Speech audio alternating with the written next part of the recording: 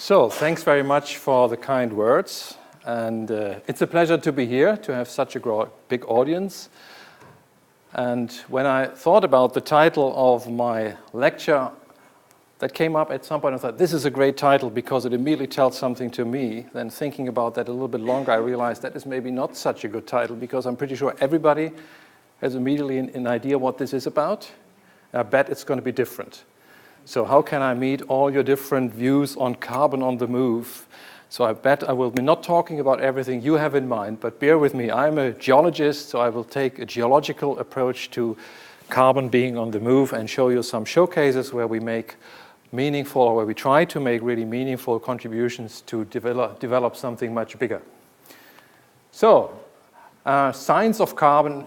This is really a unifying concept which brings together all the different aspects of life, of energy, and of the environment or climate.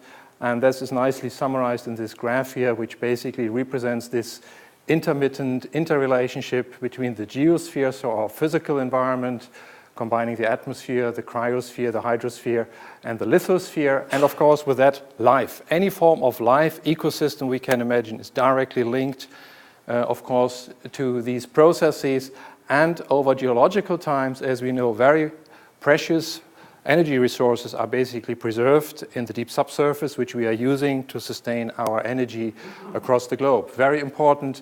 All this is basically driven by a complex interplay between solar and deep interior Earth energy. This is driving this whole machine over time, and as this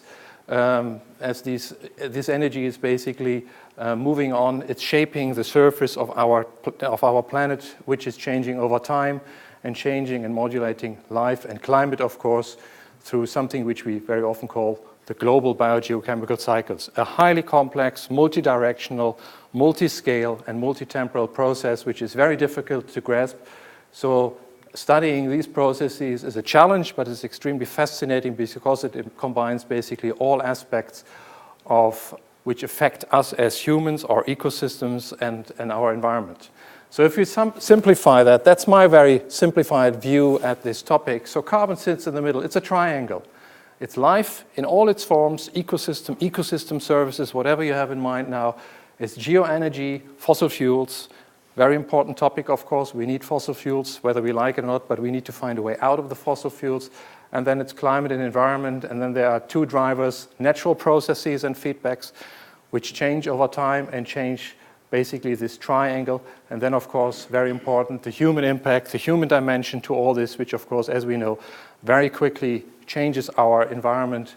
And we are going into a pretty unclear future. The point really here, this research is really transdisciplinary. It goes across any possible discipline we can imagine. We need everybody on board to make progress with that. I cannot imagine any discipline which cannot contribute to this subject area. So as geologists, we do a certain role, but there are engineers. It doesn't matter. There are people who do politics, people do social scientists, economists. They're all part of shaping this triangle. So where are we heading? I'm sure many of you have seen graphs similar to this one. This is the latest from Hawaii. I just took that a couple of days ago. As a matter of fact, at the end of 2015, we, for the first time, really constantly are above 400 ppm CO2 in the atmosphere. So this was sort of at some point December 25 or so. Since that time, we are just going further up and up and up. And I remember a couple of years ago, 400 ppm was sort of where the world said, oh gosh, we should not get beyond the 400. Reality, it's happening now, and the rate of CO2 increase is further and further steepening. Whether we like it or not, it's a fact, and it's a problem. It's a serious problem. So where are we heading? Well, the IPCC, as you all know, is of course our most elaborate projection into the future, and there are these very different trajectories here into the future. And so this is where we are now. And okay, where are we heading here? I cannot give you an answer, but I think we all agree we are going into a pretty unclear future and into a warmer future, that for sure. And this was just released today. I grabbed it today from the news. This is basically from the NOAA database. Again, another year of record of global warmth. All these dark red dots is basically where the warming last year was much higher than any ever reported before. So there is no sign, despite all the international activities, and science behind that we are really making a big step at the moment forward towards somehow coming down with this greenhouse warming, what's happening. So this is quite frightening. I cannot give you, I have no idea how we can translate that into the future. And I don't know if you've seen that. That was on Christmas Eve, 20 degrees C on the North Pole. Bloody hell. What's happening here? Something is happening on our globe. We are all aware of that, and we need to care about that. Now, the consequences of this ever-increasing degree of greenhouse gases, there's so much, and I'm sure there are many, many points missing here. Melting of Arctic ice, sea level rise, major changes in regional wind patterns, with that associated changes in the global water cycle. That, of course, immediately affects freshwater availability, one of the most fundamental key services nature is providing to society and life. Weather events, droughts, floods, ecosystem pressures, ocean acidification, all these buzzwords, they are all directly associated with this ever-increasing concentration of greenhouse gases. And then, of course, in the ocean, questions whether actually the overturn circulation may be slowed or whatever, and what are the far-field consequences. But I want to point to something else, because that's not so much on the radar. Actually, we are losing dissolved oxygen in the ocean. So that's another effect, a physical effect, which is associated with this warming. And that is a real problem. So this is reality now. Most people don't really care too much about it, or the media don't care too much it. But that's actually a time series. This is our world today. So if you go into the ocean at about 400 meters water depth, so not right at the surface, but in 400 meters, these zones of reduced dissolved oxygen are actually decreasing. So this is happening today, yeah? This is a time series from 1960 to 2000, and I think it was something like 2005. And you see this widening of these blue areas, and these areas are actually depleted in oxygen. So this is happening in our modern ocean, in the water column. And it's happening over time, and it's probably progressing as we look further into the future. So my research itself is actually a study which goes from source to sink. So I care about where does the carbon and the nutrients come from, and where do they go? Where are the sinks and what are the processes in between? So I'm looking at this coupling between the land and the ocean, and of course the atmosphere associated with that, and with a focus on carbon burial in the ocean. That's my own research profile. I'm always looking at this interface between land surface processes through the rivers or via wind patterns out into the ocean, and what are the effects. I do that in modern climate, and then I go back into past greenhouse conditions. And I'm going to give you 3 snapshots basically today to give you an idea where we are heading. Now before that, let's have a look where all this carbon in our world is actually sitting. I subdivided this cartoon here into 3 areas. These are the main reservoirs. Now the smallest reservoirs are actually at the surface, right? So you see this triangle, the smallest are in the surface, atmosphere, vegetation, surface ocean. They are relatively small reservoirs of carbon. Of course, they are very important. And as we basically go to soils or the deeper ocean in here, the volumes of carbon are getting bigger. But the really big one is actually in the sedimentary rocks. The vast majority of carbon actually sits in the rock record. It's not moving around. It sits nicely down there, right? But the exchange rates are inversely related. So the very quick turnaround is actually here, the smallest reservoir up here in the surface. And the further we go into the sedimentary record, the more stable that is.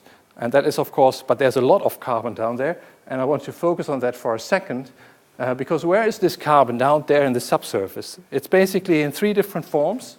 It's either finely dispersed in the sediments, something which we call kerogen, or it can be highly concentrated in the subsurface, and this is our fossil fuel. So it can be either a coal, or it can be an oil reservoir, or a black shale, an oil source rock. So highly concentrated, but somewhere down there sitting in the subsurface. And very important, microbial carbon, deep biosphere. We are living on a microbial planet. The whole surface, but also the subsurface, is full of microbes. And there's enormous amounts of microbial carbon down there in the deep subsurface, and we really don't understand the living boundaries of the deep biosphere. This is a very exciting field of research. We are just at the beginning of discovering what's actually going on down there in terms of how does it work, and especially the interactions of these microbes with the fluid phase, because down there, very, very slowly, things are moving in the subsurface. What's the role in here? And there are some really interesting concepts which I will introduce in a second. There must be a hell of a lot of microbes down there. If you look at this is a juicy oil. And this is what it looks like when you go to, for example, to the oil sands in Canada. So this is biodegraded oil. Millions, tens of millions of time down there in the subsurface, these bugs have chewed on the nice little oil and turned it into this stuff. So there's absolutely galaxies of these microbes down there, and they are basically using the food down there. And obviously it's an obvious thing to think about hydrocarbons being very, very nice food sources down there in the deep subsurface. Very, very important point also, of course, for petroleum industry, because the majority of of the petroleum deposits basically are biodegraded. So the microbes are down there, have been down there, and will ever be down there, and they affect basically also our energy resources. So in a very simple cartoon, these are very, very provocative ideas here, which people listed down here, and especially Julia, where's Julia? Somewhere here in the audience. Up there she is. So she's involved in this research. It's trying to bring this together. So this is if that is the ocean, we have, of course, a lot of productivity in the ocean. The dead algal matter settles down and gets really buried down. Along with that, of course, also the microbes. The microbes can only survive until something like 80 to 120 degrees C, which is equivalent to something like 2 to 3 kilometers depth. So in the upper 2 to 3 kilometers or whatever, it's full of microbes, of living microbes. They are down there along with this other organic matter. If you go further, if we bury the sediments further, there is no more microbes down here. It's actually sterile. But this is, of course, then this time window where organic carbon-rich rocks start to produce hydrocarbons, our oil and gas, and they can migrate basically in reservoirs. Now, the interesting part is this upper part here, because we know that fluids, including hydrocarbons, are moving gently from the source ultimately into a reservoir. Now, are these biological hotspots where basically microbes are preferred in living? We really don't understand that. So these red arrows basically indicate something which we really would like to understand, the transport of microbes in the rock fluid. And then, of course, we know that from oil reservoirs, for example, some gas and oil can actually seep out to the ocean. So are there actually microbes seeping out as well? And they go into multiple loops. All this is going on for millions and millions of times. These are really big questions, very challenging questions. And I've just highlighted here. So first, big topic, which we really don't know. How does that work if a microbe is sitting on a grain and is for tens of millions of years sitting on that grain, going down that journey, and when it's deposited? How does that work? How does life work? Fundamental question, very fundamental question. We don't know that. Second one, migration pathways of hydrocarbons. Are these actually biogeochemical hotspots down there in the deep subsurface where the microbes basically like being around and chew on the oil as it is migrating into the reservoir? Very fundamental question for petroleum geologists. And finally, can we maybe use these hydrocarbon seeps and the distribution of these and the distribution patterns of these hitchhiker cells, so these microbes, to identify hydrocarbon seeps? That's a very interesting question and an very novel concept, actually. So there's a lot going on down there, but let's go back to the surface. So carbon and nutrients, they have a very strong, powerful ally, and that's the hydrological cycle. You cannot disentangle the hydrological cycle and the carbon cycle. That's one story, ultimately. And because, as we know, of course, the water is in many, many different ways moving from the ocean to the continent, and then either via surface runoff or via subsurface runoff going back into the ocean. And as it's doing that, it's basically moving enormous amounts of elements from land, through the land surface, out into the ocean, and it interacts, and of course it repeats its other. And of course, water is the key component of any life-supporting system. So we must incorporate, of course, the water cycle in all these considerations. And we've worked quite a long time over the last years in the tropics, so I'm going to show you one example of that. And we need to understand that basically rivers are not just pathways where water is passed through.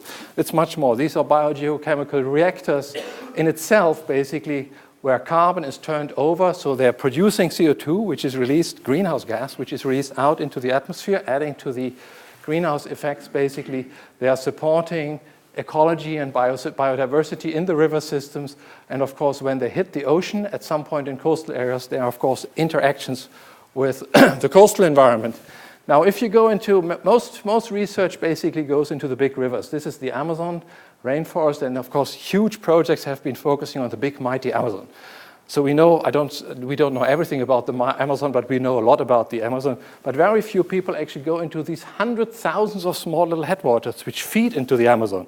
So we went into the headwaters, into the smallest little headwaters, and did some research there. Ryan did that, who is also there. So, and what he found actually, so we are working in Guyana in a very pristine rainforest environment, and of course with heavy tropical rainfall, you would expect that over a short time a lot of carbon is mobilized. And that's exactly what we saw. So this is the time series, the red line is carbon, and basically as the carbon shoots up very, very high and comes down. So this is the response to a normal weather rainfall event. Nothing special. The only thing which is special, which we only found out through very detailed analysis, that this carbon actually cannot be identified by looking at the color. We are in the core tropics, the typical dark rivers, you know, the black rivers, typically pitch black water. And usually we use techniques where we use the color of the carbon to identify the quantity. Now this carbon actually here, this pulse of carbon in the yellow bar is actually carbon which is not visible to these techniques, which is why we called it invisible DOM or IDOM. IDOM, you know, everybody wants to have an iPhone, now you want to have IDOM. So don't forget IDOM, important to have. So there are many questions associated to this research as they are listed here. We have no idea about the exact chemical composition. It's probably very labile. How does that actually contribute to the outgassing of these hundred thousands of small little creeks which feed into the big river? Big question, no idea. Does it reach the ocean? If it reaches the ocean, what are the feedback mechanisms? If it's very labile carbon? We don't know that at the moment. How does land use change, whether this is deforestation or mining in a tropical context, actually change the abundance composition of this material? Is there something analog in the Arctic?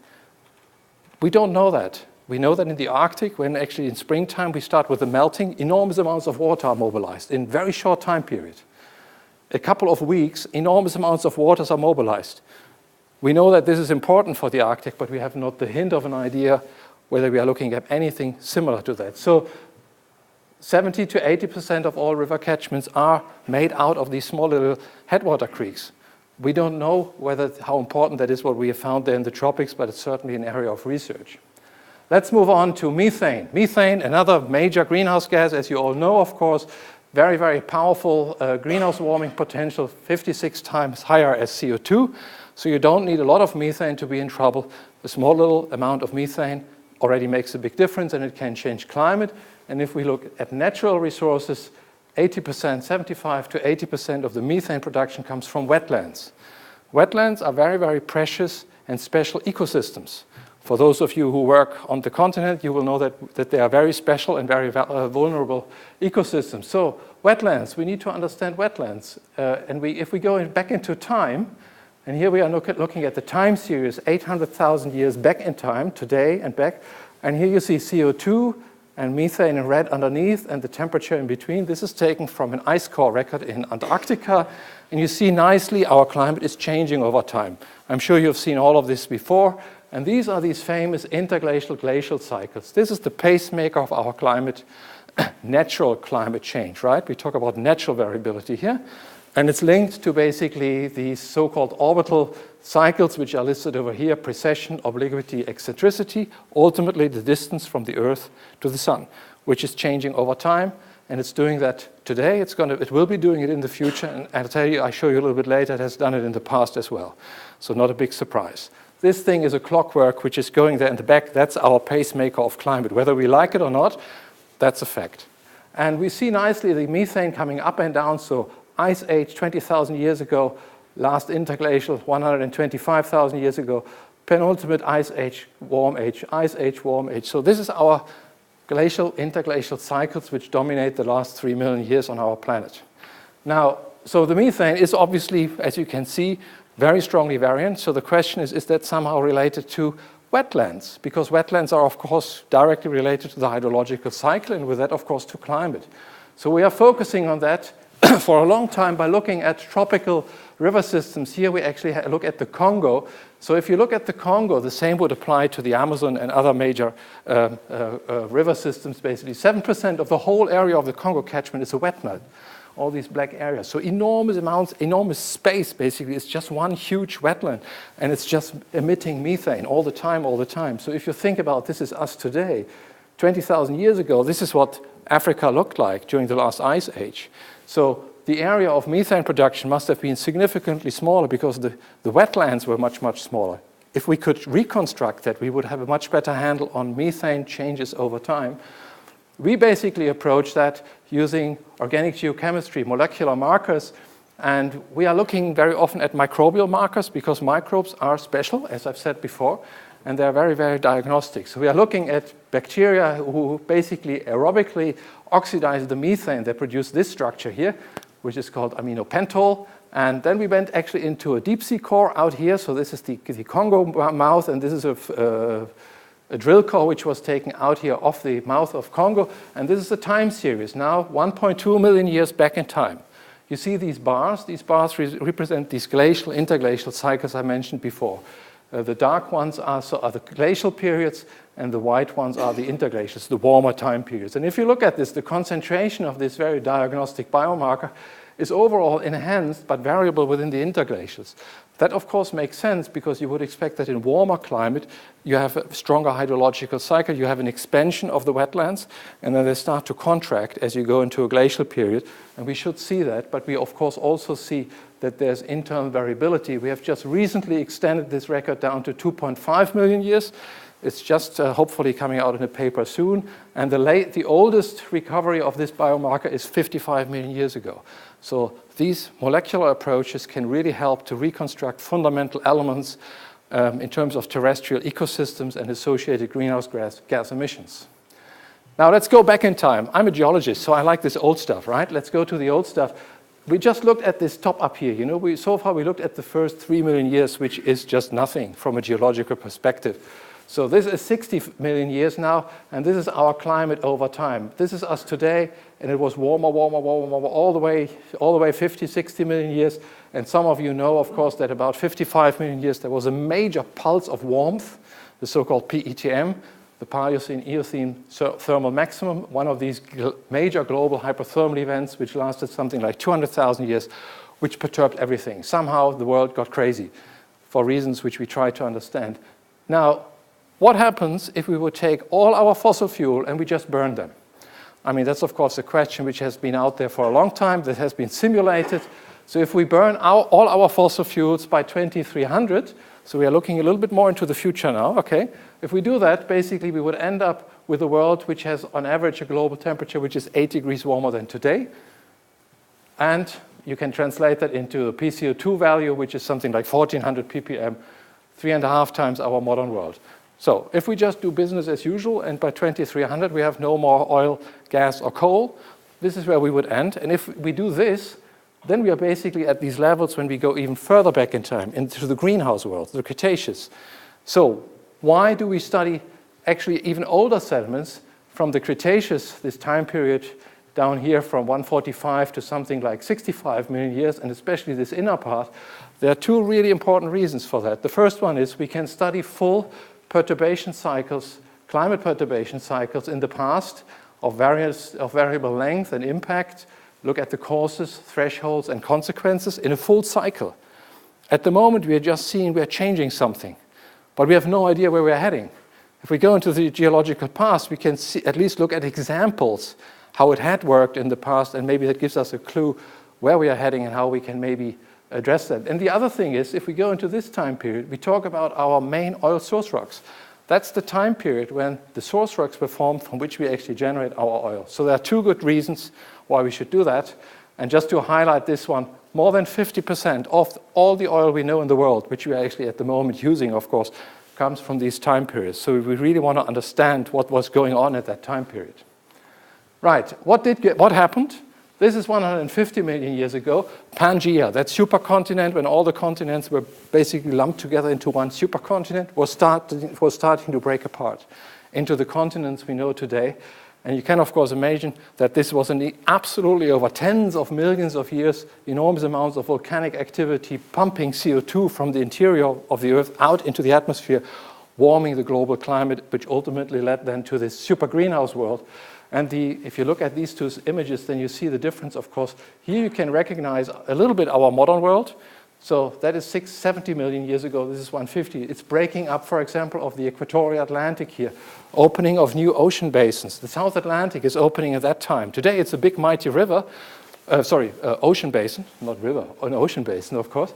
But it used to be a very small little ocean bay, ultimately. And these emerging new ocean basins basically became major carbon sinks, our source rock areas. This is where our source rocks were preferentially deposited. Now, within this time period, so this is now a time series. We looked at the PETM, or I mentioned that briefly before. If we go back in time, down here, during this opening phase with the breakup of Pangea, there were short time periods when somehow our climate got crazy. We call them the so-called Oceanic Anoxic Events, OAEs. That's the abbreviation for them. And they have really become an international focal point of extreme climate research, because there we can study in the great detail the trigger mechanism, the startup into a major perturbation, the perturbation itself, and then very important, the recovery.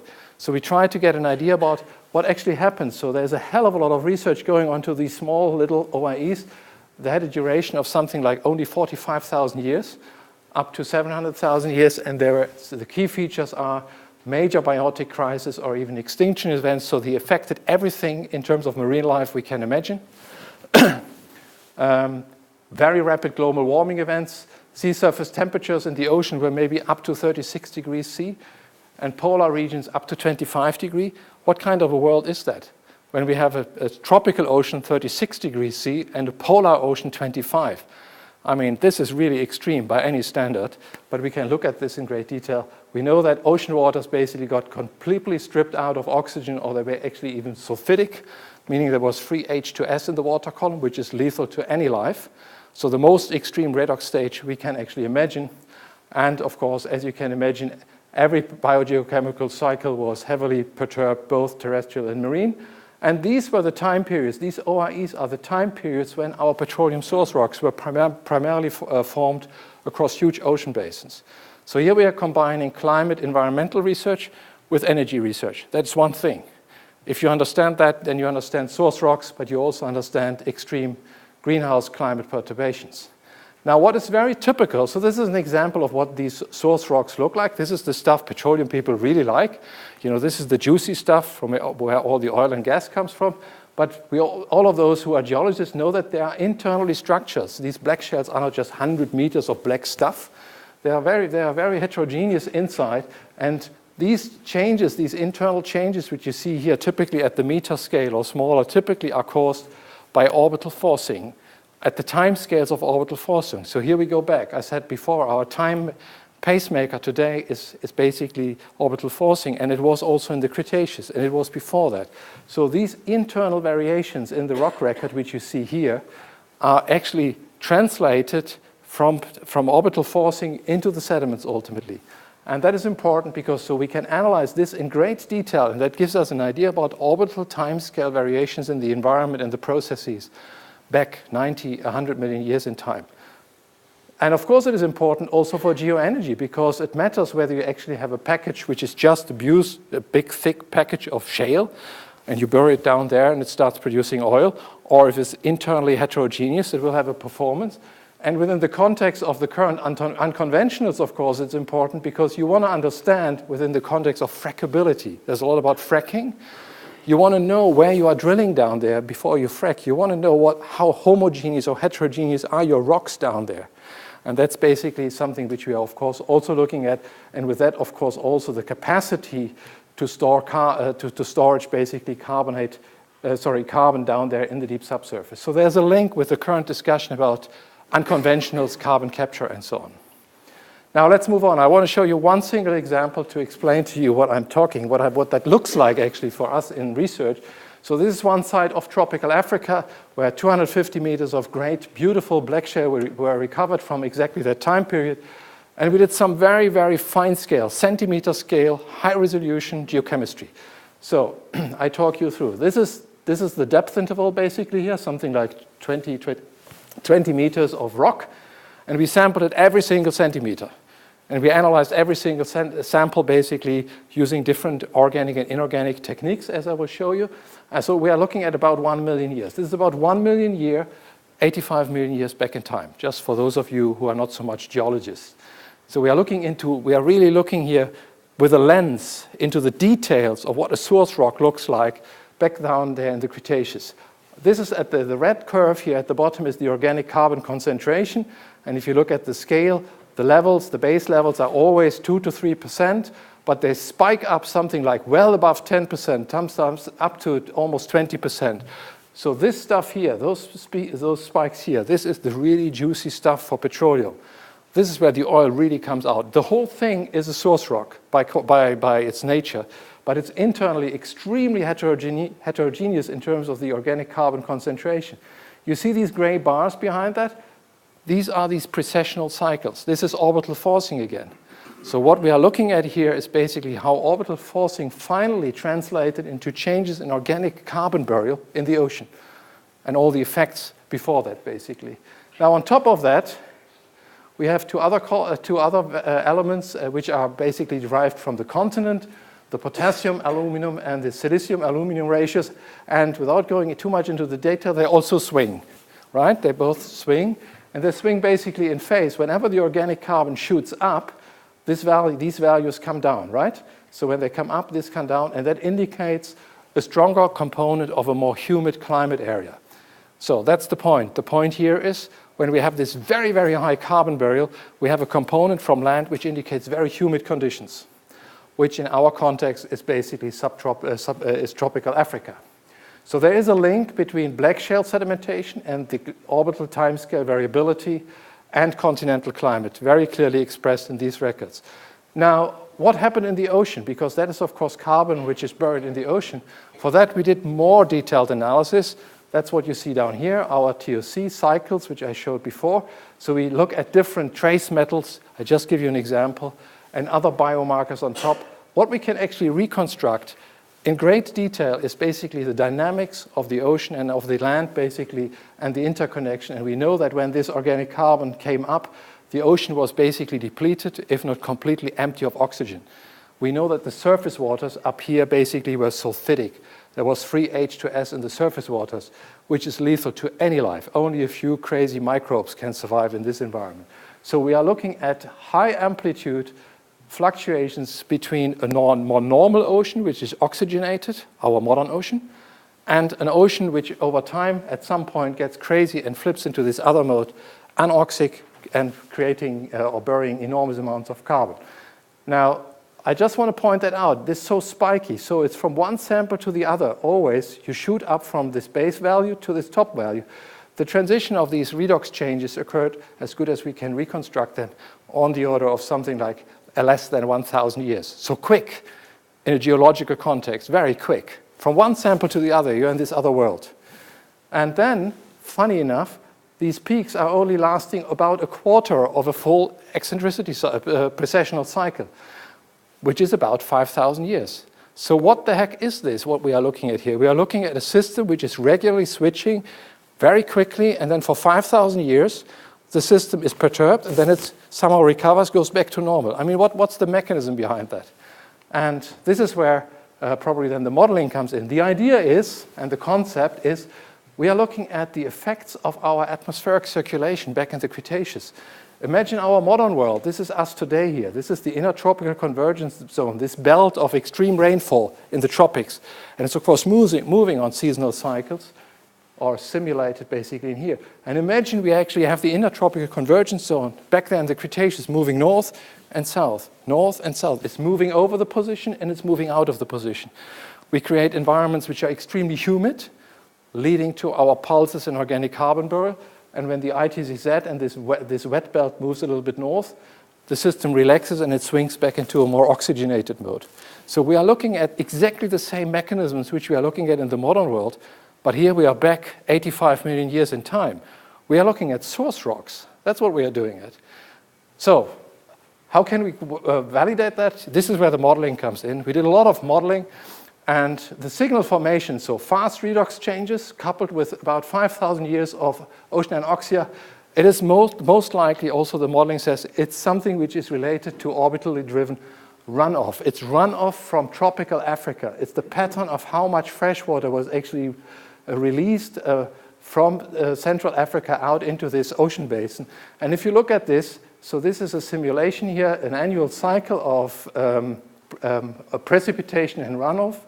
Both, of course, show similar values because they are directly connected. And you see 4 different colors, 4 different lines. The simulation was set up so that we have 4 snapshots, 0 degrees, 90 degrees, 180 degrees, 275. So 4 snapshots in total representing 1 full precessional cycle. And what you see, first of all, they all show the same trend. That's what you would expect. And those of you who are hydrologists and work in the tropics, that looks like a normal monsoonal pattern, doesn't it? You have 2 or 3 months in springtime when the monsoon kicks in, it gets really wet, and then sort of the runoff, the precipitation and the runoff slows down. So this is monsoonal forcing back in the Cretaceous we are looking at here. But, so first thing is, we have these pulses, 2 or 3 months of very, very high rainfall, and so this is continental signal formation. It was very, very fast, and it's probably translated very quickly out into the ocean. So these redox changes, which I have shown to you, probably did not occur over 1,000 years or less. They probably occurred over, I have no idea, 100 years or 50 years. They probably occurred extremely fast. We just simply cannot resolve it in our record. But the modeling helps us to get closer to, does it really matter? Is that relevant for our current discussion or not? So we think it does. The other question is why? How could that work that you have 5,000 years of black shale and then the system switches back? What could be the reason for that? And this is probably related to the orbital configuration. 1 full cycle is 20,000 years. And it repeats, of course, all the time. It always repeats. And there is one single configuration here in orbital ACE with an angle of 0 degrees where this blue line where basically the excess runoff during these spring monsoonal phases was extremely high. So what we actually propose is that we are looking at a threshold behavior, a tipping point, something we talk about a lot these days, isn't it? We are looking at a tipping point behavior here where during one specific orbital configuration, the seasonality was particularly high and leads to this excess fresh water from land to ocean. That basically kick-started then the whole cascade of processes in the ocean which leads into anoxia, explaining why we only have a quarter of a precessional cycle, 5,000 years, black shale, and otherwise the system can cope with that. It stays oxygenated. So that's pretty much a modern approach, isn't it? But that's old stuff 85 million years ago. So I think we can learn a lot from this old stuff if we go in great detail on that and if we combine different techniques. So here we are. So do we have to expect another greenhouse ocean? You know, an anoxic ocean, or, what I said is pretty frightening because that type of ocean we really don't want to have. That is an ocean which has nothing to do with our modern ocean. So we better don't go into that direction. But it's, of course, a fair question. So most likely not. There's no good reason, but of course we know that we with our human impact, we are messing up everything, and we don't really understand that very much. So my last slides are really trying to give a little bit of an idea into where are we heading. So one impact of human activity is, of course, the use of nitrogen or fertilizers globally. We are using more and more and more fertilizers to feed the world, to feed the people, and that is a projection basically to 2030. So the prediction is that in the developing countries here in the red color, but also South America down here, they will have an almost 30% increase in nutrient load in the river system, which of course will drain out into the ocean. Then you talk about dead zones, all the knock-on effects associated with that. So something is going on here. I'm not saying that this is true. This is only a simulation, but at least it gives us an idea how big the problem may be in the future which we are facing. So that's 2030, one aspect. The same thing is, of course, the hydrological cycle is changing as we are moving into this warmer world. These are these IPCC scenarios. And if we look at this one here, for example, the projection is, of course, the Arctic Ocean gets completely wet, warm. I mean, that's a disaster in its own, but let's focus on the lower latitudes. We will probably face extremely strong contrasts in freshwater availability over short distances, especially in the low latitudes. Now, that isn't good at all for nothing. That isn't good for ecosystems. That isn't good for stability of societies, and you name it. You know, there have been many wars in the past because of water availability. So this is really frightening because if you look at this, you know, here, Central Africa, Sub-Saharan Africa is going to be really pitch wet. Good for the people there, right? Finally, they get some regular rainfall. So good for those people, but if you look into other areas, they get very, very dry. So something is really happening. Look at the Amazon. We're going to lose the Amazon. If that is true, if that becomes true, this is a projection for 2100, there is no more Amazon rainforest anymore, including all the knock-on effects which we can now imagine. So something is going on with our hydrological cycling, and I think it creates a hell of a lot of pressures on multiple scales. And finally, a paper here by Andrew comes out. When does it come out? Very soon. So watch out for this paper, I think, and there will be some media activity around that. A very, very exciting piece of research looking what's happening in the deep ocean. What's happening to ecosystems down there in the deep ocean. So here you simulations for 2100 again. Temperature change, dissolved oxygen levels down there at the seafloor. What have we got here? pH and POC flux, basically food from the surface waters down to support the life at the seafloor. And all these numbers are, of course, quite frightening. I mean, if you look at the color coding, the darker the color, the stronger the effects. So something is really happening here, especially in the Arctic. But just look at these global numbers. Something is happening in our deep ocean, and our ecosystems in the deep ocean really have a difficult time ahead because they are pretty stable down there. They are not used to these changes. They are not resilient to these changes. So big stuff, very relevant stuff, and of course based on really good research. So if we want to cope with that, 2 more slides. If we want to cope with that, we really need to join together here. Yeah, I mean, the problem is just far too big for any kind of a discipline. We all have these snippets where we think we have relevant information. We need to bring it together. If we don't bring this together, we're not going to solve anything, that for sure. So this idea of a coupled human natural systems approach where we bring the physical side, the biological side together with the human side and of course the economics. That's the only way forward to make progress on these grand challenges. And that's of course exactly why we are here. You know, this is the Lyell Centre. That's the mission of what the Lyell Centre is about. With a little bit more focus, of course. We're not going to save the world here. So we have our 4 key themes, and I talked about quite a lot of these things in my talk. But that's what we want to address in the Lyell Centre. We want to join people together from different disciplines and others, of course, who are not on the Lyell Centre but have something to contribute to somehow make progress on these grand challenges. You know, I'm probably one of these little wheels here. I'm pretty sure that one of these younger people here in the room, you may be one of this big wheel here in the future. So we will see. We need everybody to join in and buy in. So with that, I would like to thank. There's a lot of people behind that, as you can imagine, over the last 20 years whom I've worked with. I'm not going to go through that. They're all a great bunch of guys here. And so they need to be recognized for what they have done or what we have jointly done together. But even more here, what kind of a great team is this in the Lyell Centre? So everybody who has not been in the Lyell Centre, just come over. It's a place where we have a big laugh, and there's something really going on. So you're all welcome to come here. Lots of people who support us in the background. Of course, they are not mentioned here, but we are fully aware that there are many people in the background who help us to develop this Lyell Centre. And not everybody can be on this picture. And then, of course, finally, those people who give me the energy to do what I'm doing, those 2 here, Pia and Janet, without them, I wouldn't be here where I am. I wouldn't have the energy to run the Lyell Centre. So a big, big thanks to them. And with that, I would like to stop and leave that for you to read, because that's my take on carbon on the move. The only point which is important for me is this point here. We have a joint responsibility.